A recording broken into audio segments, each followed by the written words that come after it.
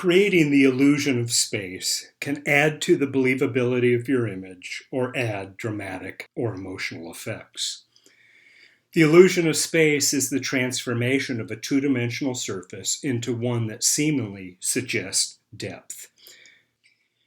This John Singleton Copley painting. Copley was one of the earliest American artists. He was trained in Europe but immigrated to the United States. He helped bring a style of European history painting to early America. This is an example of that. In his painting, you can see the sense of space, that we have the shark in the foreground attacking the swimmer, and you can see the guys in the dinghy that are trying to fight off the shark and save their friend. And then you see the harbor with all the ships in the background and the sky indicating this great depth in space. The spatial illusion created here is part of the narrative. It suggests in the foreground that guy there, Watson, that's the focal point. And then you can see the other people here who are trying to help him in the middle ground, their secondary importance. And the placement of the background there gives us a sense of place. All of those things add to the believability of this image. Indeed, this painting was based on a real attack that took place in the Havana harbor in 1749. Brooke Watson was a 14-year-old who was serving as a crew member. He was swimming alone in the harbor when he was attacked by a shark. On its first attack, the shark bit off a chunk of his flesh from his leg below the calf, and on its second attack, it removed his foot at the ankle. The crew in the small boat were waiting to escort their captain to shore and saw this event happen, and they rowed over, and they did indeed fight off the shark. Watson survived. His leg was amputated below the knee, but he went on to live a full life. He became the Lord Mayor of London. The shark attack, which he endured, was the earliest attack fully documented. Well, one approach to achieving the illusion of space is linear perspective. It's a mathematical system for creating a sense of depth on a flat or two-dimensional surface. Parallel lines converge into a single, what's called, vanishing point. Thomas Eakins was a Philadelphia artist in the 19th century. He was interested in creating paintings that were as accurate as possible, and he used a variety of tools. He used linear perspective. He also sometimes painted from photographs. But you can see the linear perspective here, and this is a study for one of his paintings.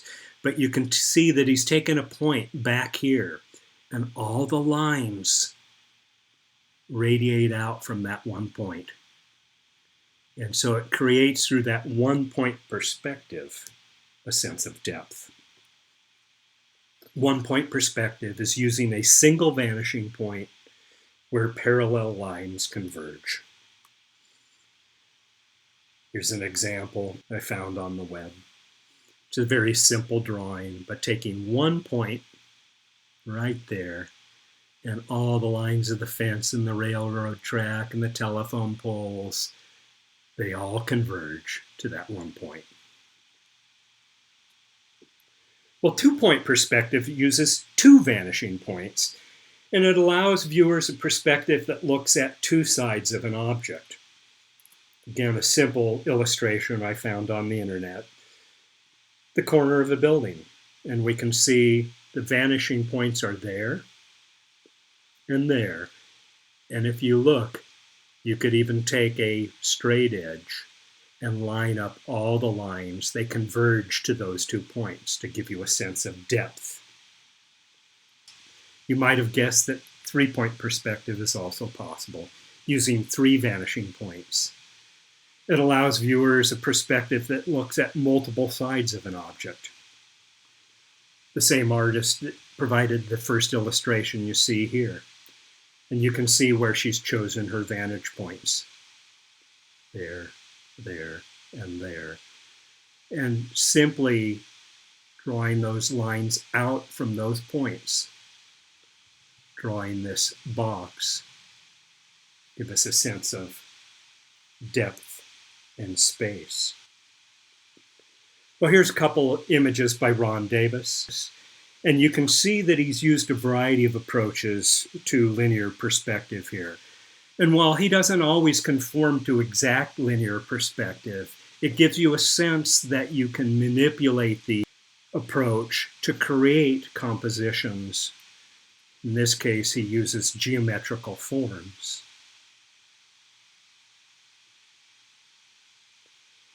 Well, there are other ways to indicate space beyond linear perspective or different from linear perspective, and I'm going to give you a few examples of some of those. One is overlap, simply overlapping shapes or colors to create the illusion of space.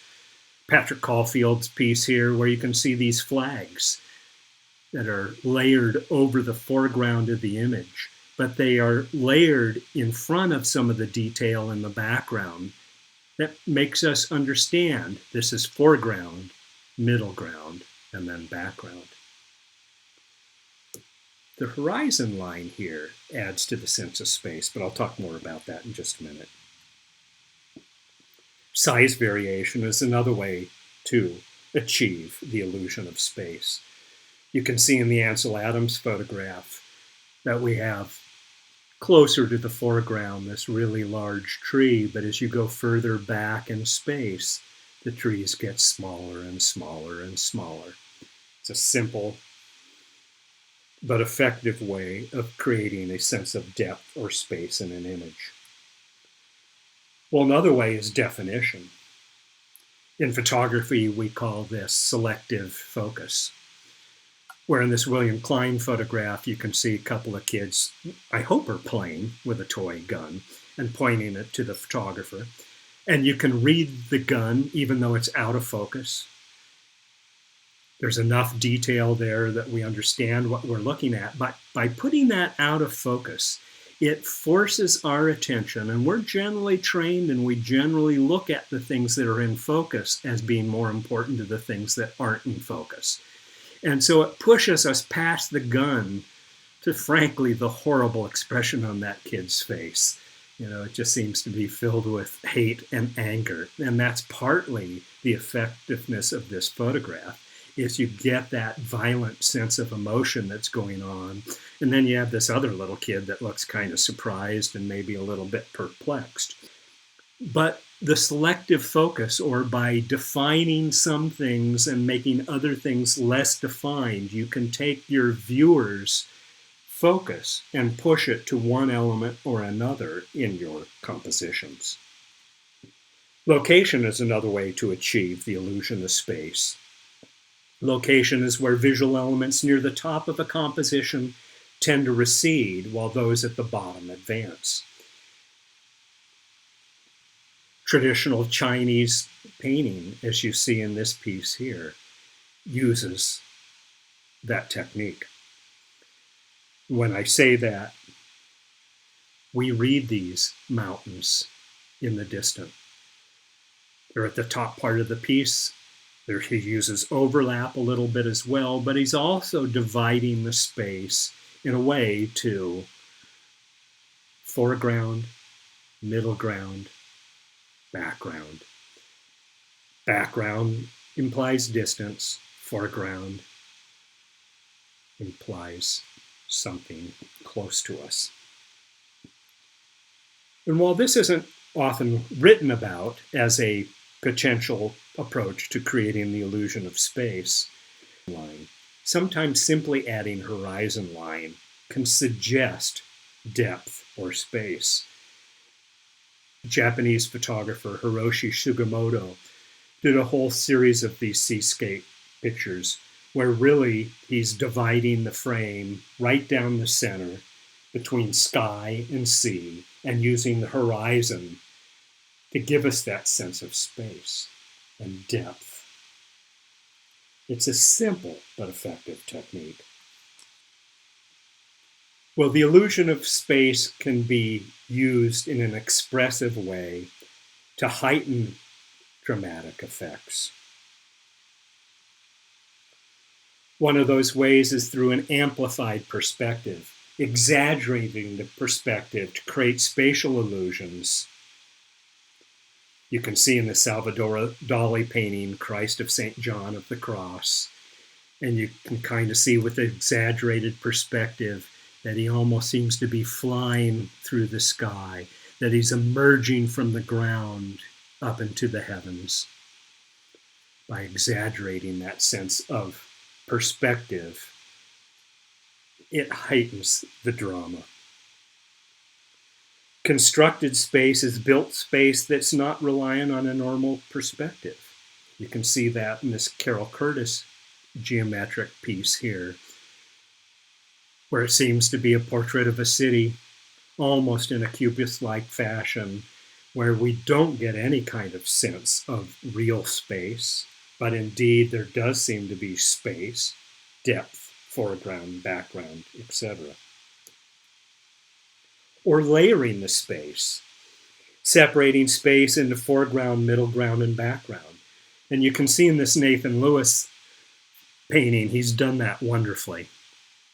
You can see the foreground here with the rock and this little guy, at least his head there.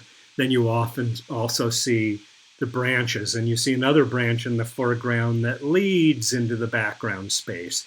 But we've got this sense of ground here, that there's an edge to the river, the stream that they're floating on. And then you can see that they're kind of rowing uphill, if you will, to try to achieve the impossible, to find their friends. But you have all this activity going on in the middle ground here. And compare that to the more static energy that's going on in the foreground. And then the background simply gives us a sense of place. Not only the American flag and a portrait of America upside down, as you see, but also sort of the dramatic landscape and the quality of light. It's a really fun and interesting and a little alarming painting all at the same time. Spatial complexity is another way to use space expressively. This Thomas Hart Benton painting is a good example of that, where you can see that with spatial complexity, he's used a combination of different spatial systems. So we can see part of the image is used one-point perspective, where our lines come back to a vanishing point here, but then there's another perspective over here, and then we've got this other thing coming in here that sort of separates places so that we almost have these different events going on. So you can see the scale is sort of thrown out of whack a little bit. It's creating this sense of energy and dynamism simply by creating these weird approach to space. The illusion of movement is techniques that fool the eye or the brain that a rendered object is actually moving.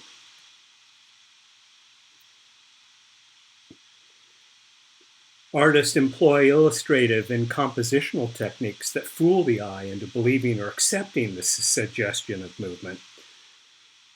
This Vincent van Gogh piece you've probably seen before, The Starry Night from 1889, is a great example of that. You can see that he's used line and texture to create movement. I might add that diagonal lines generally imply movement, where horizontal and vertical lines often seem static. Look at his use of diagonals, or even curved diagonals here. You can see here where he's used the diagonal and it curved up to another diagonal, and then having the concentric lines, the circle of the different stars, as they seem to radiate out, and you see that also with the moon. But all this texture and energy of these swirling, moving lines give us this sense of the clouds and the air and the light and the stars moving across the frame of the sky. Contour lines can create the illusion of movement. It's hard to look at this Bridget Riley painting without this sort of optical sense that the whole thing is waves and it's moving.